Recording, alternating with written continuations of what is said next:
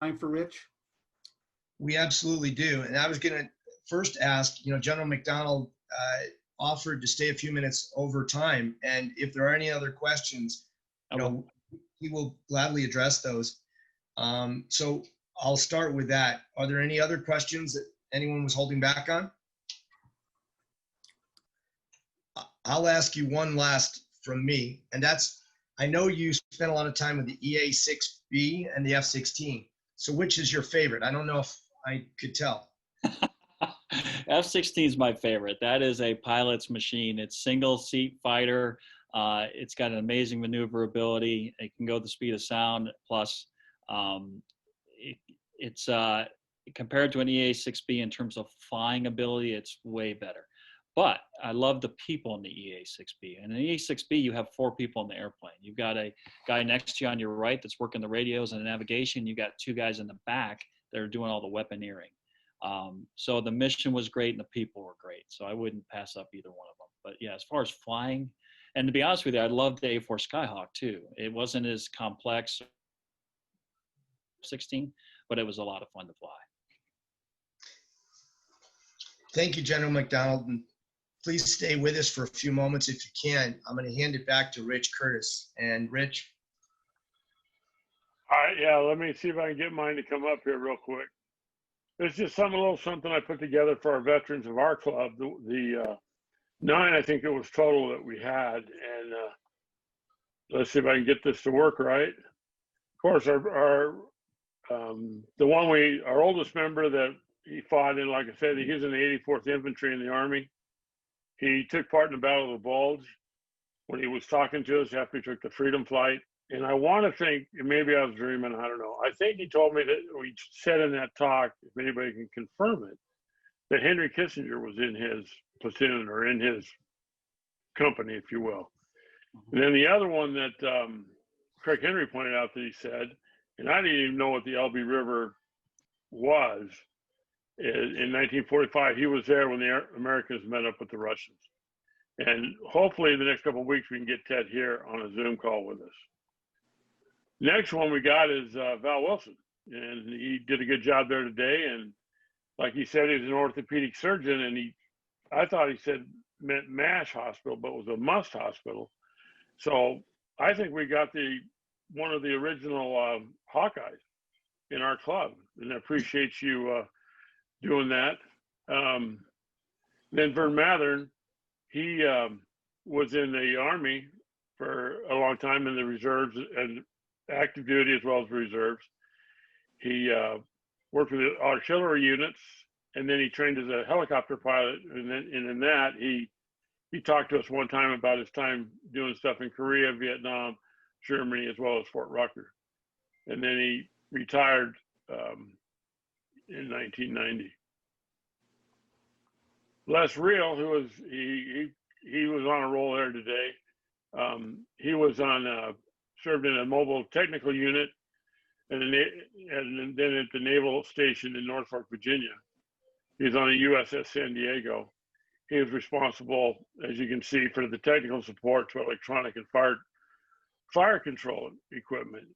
And he says he was on the administrative staff, but they are, as a general comment, they play an important role as well. Brian Vivian was a weapons platform specialist in the Navy, and he was part of the F-18 technical evaluation team when it was starting to come online in the military. He was one of 11 sailors that went to factory training for the F-18 at the Naval Air Station at Pax River to make recommendations to the people to say, hey, do we really want to keep these guys going? But an interesting fact, I thought, he got to take the ultimate taxi, the ultimate Uber ride, when they couldn't fly, when a F-18 couldn't fly, they put Brian up in the catbird seat of either an F-14 or an F-4 and take him to wherever the jet was to repair it and get it back into service. That had to be definitely an e-ticket ride. Of course, we all know Jerry Paulus. He served in the Army for 30 years. He was in Bosnia, Iraq, and Afghanistan. He says his claim to fame was the letter he wrote to General Petraeus. And I don't know if that was because of it, and some of you might remember that he got a hold of Milt Laughlin, and we got solar panels from ASU, and we took them to Jerry's house, got them all ready to go. Brian Vivian was in on it, Bud Page. It was quite a project, and then we got to go out to the Air Guard Station at Sky Harbor and load them on a transport, and they got delivered. I'll have to check to see what they had. Well, don't be looking at that one. Close your eyes. Anyway, and then his wife, Liz Paulus, was in the service for close to 30 years as well. She was the first infantry for 3 years, and then she went into the reserves. She completed Army airborne training 2 years after women were approved for it. Why you'd want to jump out of an airplane, a safely flying airplane, why you'd want to jump out of it is beyond me.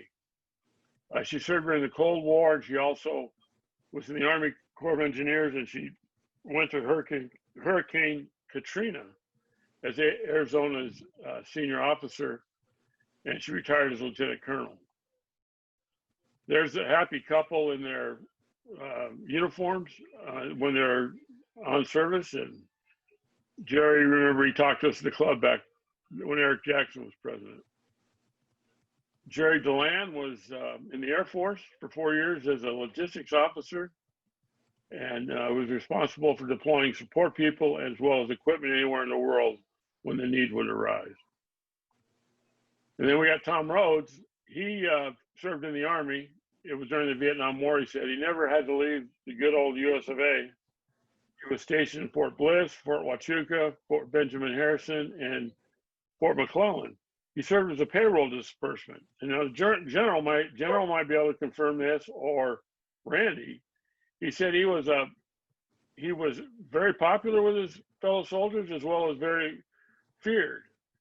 Popular on the fact that one day they'd get paid, not much, but they'd be in the money. But on the other side, feared because if somebody were to upset him, their payroll file could easily find itself to, whatever, how you say that in Greenland, no file, no pay. Thank goodness that never happened. Yeah, never make the pay guy mad. Thanks, General. I appreciate that. And then our own Randy, our MC for the day, Randy Danielson, was in the Air Force and the Army. Like he said, he was in Desert Storm.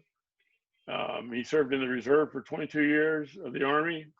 He retired in '98 as a lieutenant colonel.